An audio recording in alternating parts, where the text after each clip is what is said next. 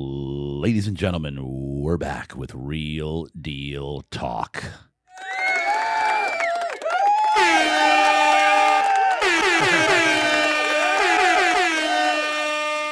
And let me tell you something, folks. I am fired up because the dude that just walked into my studio, as soon as he walked in, I was like, oh, yeah, I had no idea he was coming in today.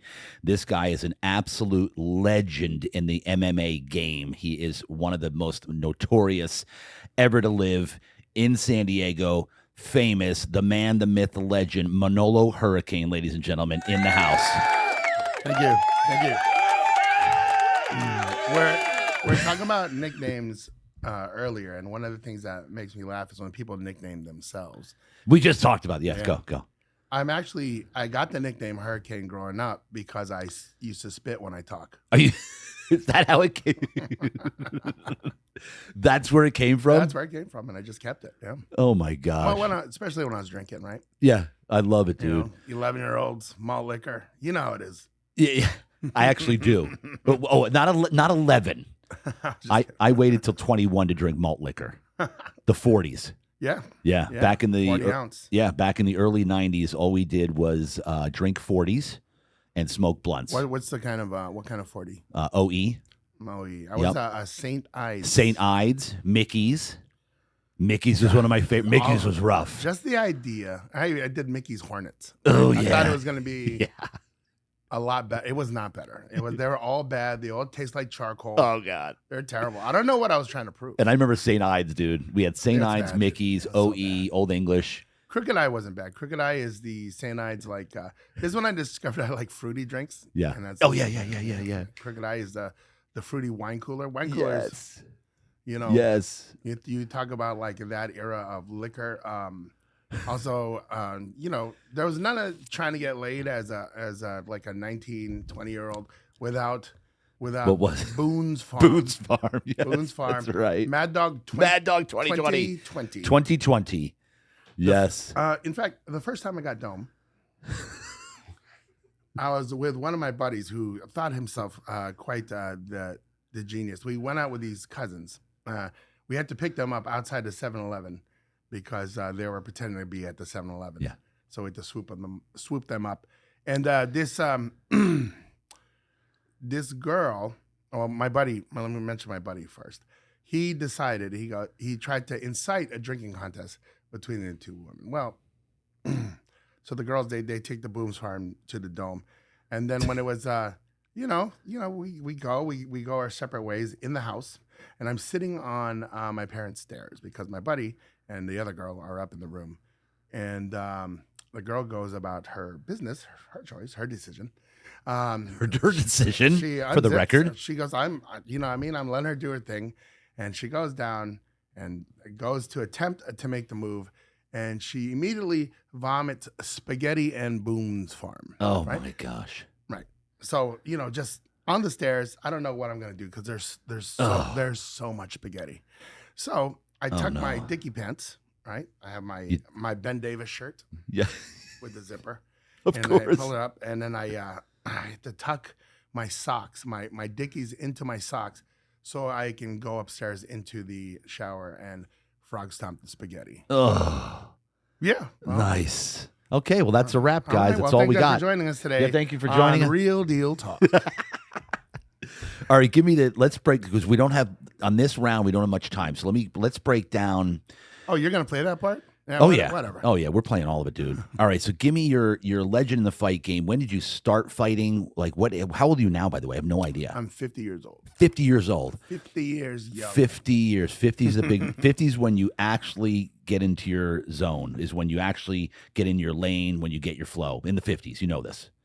This is where you actually get, okay. We're going to run. I'm in the 50s too, so we're going to run with this. Yeah, dude, by the way, fucking love this place. I don't know if you guys know what this place is, but it's a wellness center. Yeah. And I went outside and I was fucking around out there, right? Yeah. And then try not that chair. Oh, yeah. Oh, yeah. Dude, that shit is pornographic. It's stuff. fantastic. It's amazing. Yeah. We've got massage chairs. The lady yelled at me because I was laying face down in it. Oh, no. That's why it was so epic. Yeah, it was quiet out there. Yes, it was quiet. All right, so tell me the fight game for you. What is it? What is it? Because again, we don't have much time, but so I want to at least have something here. Like, what has it meant to you along the way? Like, what does it mean to you to be a? Because I know that you're so well known, Manolo, for helping so many people. Right. You're making you're a funny guy, but you're making such an impact in so many kids and guys' lives and girls. Give me that whole scene. How does that make you feel? Like, oh man, what drives you? It is amazing for me to help people like make a change in their life that is positive, right? You know what I mean? People think of fighting as this negative thing, but what it's given me, what it's given most of the people I know, the people I train, it's given them the self-confidence to live a good life, right? It's easy to be a good person when you know that anybody can beat you up. Yeah, right. Right? It's just like we talk about the days of dueling and being a gentleman. I mean, you can be all those things because there used to be a real threat of pistols and fisticuffs and daggers and walking back to back in count of three, right? Yes. Right? Yeah. So now I think a lot of people live without that part of their lives, right? Yeah, right? totally. No respect, and they don't understand. People lack human interaction because we play too much on these guys. Correct, right? Yeah. Yep. There's like no human interaction anymor. Yeah, it's wild. So the amount of lives that you're impacting is the generations that you're impacting. Like because the impact of the life that you're impacting here, because of them getting their self-confidence, because of them feeling that they're part of a family. Because that's something that mixed martial arts is all about. It's really part of community and being part of a family. So give me your scenario, like your thoughts on like is this all the people at your gym? How much are they family to you? And it's really interesting how like as a coach, right, and as a person, you impact these people's lives. You become a part of their family. You know their day to day. You know what's going on with them, and you know you can't help but empathize once you really understand their plight and their story. For me, I think I find it moving when I can help someone improve. Right. For instance, I had this fighter in particular, and I don't want to say the name or anything, but this person was like in a very low place when we met, and then you know, I watched this person turn their life around. The first time I met them was at this club, and she said, you know, I really I really like to work with you someday. And you know, I looked at this person, and she had this multicolored hair, and she was just she was strung out. Yeah. Yep. And I go, man, they're gonna find this girl in the ditch someday, you know. Yeah. Eventually, a time came when she eventually did come to work, and then little by little, we began to do the things that we needed to do to get her to where she needed to be, right? And first, you know, it's just like deciding to make the right choices, right? Either you want to do this or you want to do that. Okay, there is no gray area, Right. right? Either you want to fuck around or you want to decide to fight. And then she made the decision to fight.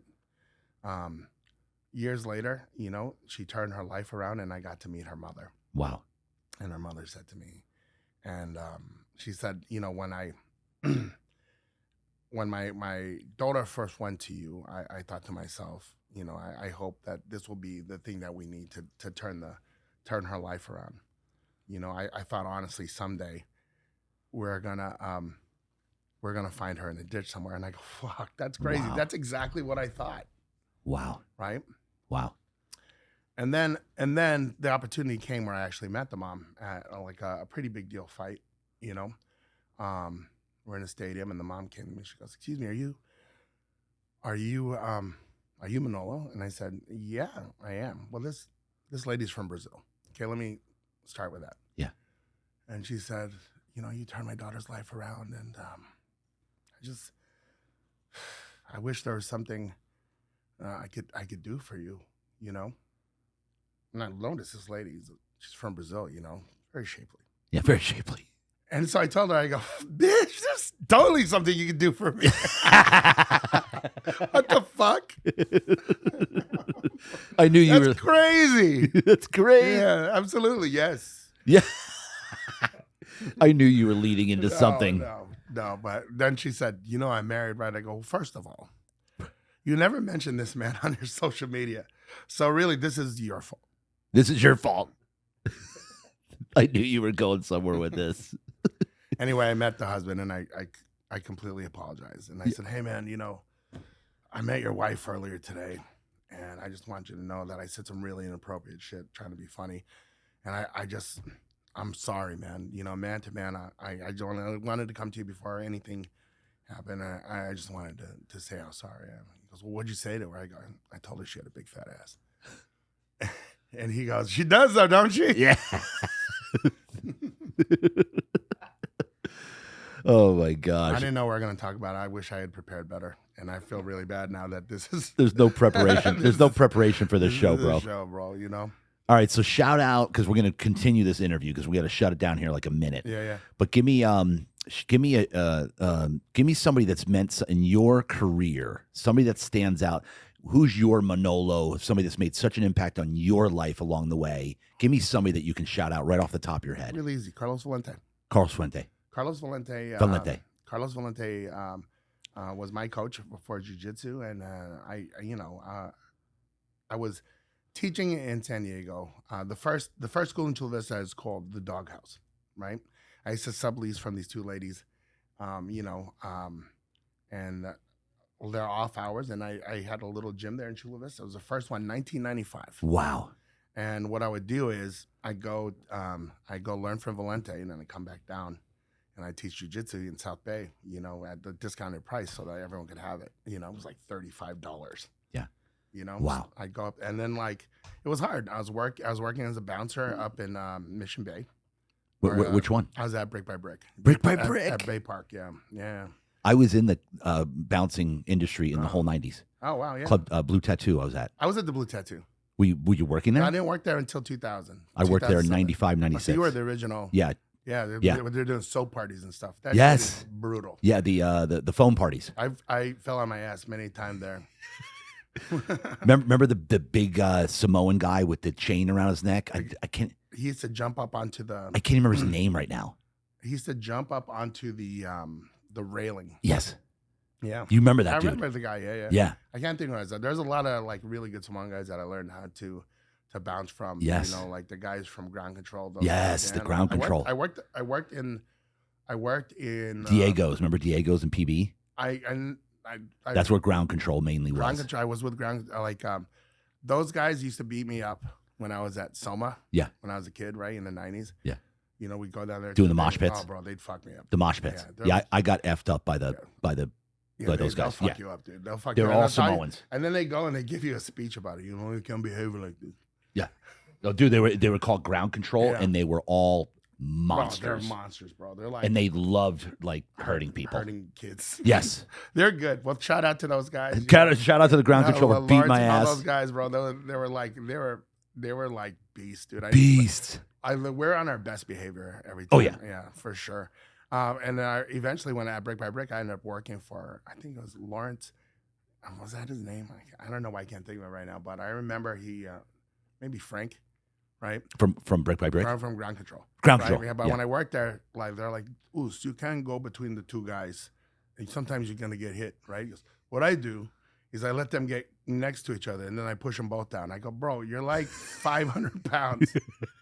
And at the time, I was like $180 or something, 200 pounds, Yeah. So I go, this is terrible advice for me. But anyway, I did that for probably 17 years, Brick by Brick. And then downtown, I was at East Street Alley. East Street. And then I worked at Blue Tattoo. Blue Tattoo is probably the most ghetto bar in San Diego. Yeah. And all the Chargers went there. Yep. And I knew we're never going to win football games if some of these guys were there 4 days a week. Yeah. Yeah, it was crazy. I remember they would be in the strip club at Platinum the night before a game. A lot of the Chargers. So I hear, I mean, if you're not going to win anyway, who cares what you're doing? Right? But that was a known thing that they were in the strip club. Bro, in the champagne room, the night before. That's mad. The game. Yeah. Yep. But I was working the clubs the exact same time you were. Exact same time. That's awesome. Yeah, I was in for 95, 96 and Blue Tattoo when it was all Chaldean before it went dark. Yeah. Right? All Chaldeans. Yeah, Carlos Valente. Oh, you're right, Carlos Valente. So what I would do is with Carlos, he saw that I was struggling, and then I'd having to go back and forth. I worked up there. I worked in Chula Vista. I worked at the clubs and everything, and then it'd be hard for me to go and have to drive back and forth to open for morning classes at the gym. So he gave me the key, and then I ended up living there. Oh, that's great. Yeah. So, here's a 20-something-year-old kid living in PB. It's the worst thing for your education. Oh, yeah. Don't live in PB. It's Don't. so bad. Yeah, but my claim to fame, I lived on Cass Street, but I vomited on pretty much every street. I think I did too. I did. Yeah, I lived on Dawes, Bayard. I lived in 9 different places in 9 years. Yeah, the whole 90s I lived in PB. That's terrible, dude. We got kicked out of every place because I was in the bar business the whole time. What was that skinhead bar that was up there? Oh gosh, it wasn't Tremors? Tremors. Something like no, that. no. Something like that. I'll think of it. So you had Stingers. Remember Stingers? There you go. The dive bar. Yeah. I had a lot of good times up there. Oh man, there was a fight every night. Huh? Literally every night. Wait, you find. Yeah, go. Okay. I'm sorry. All right. So we'll continue. Yeah, we'll continue. So for now, this is a wrap. Real deal talk. Manolo Hurricane. Pick it up in an hour. We're gonna pick it up in an hour. but this will be obviously a segment. Will be separate. Yeah. I don't know if you can combine the two.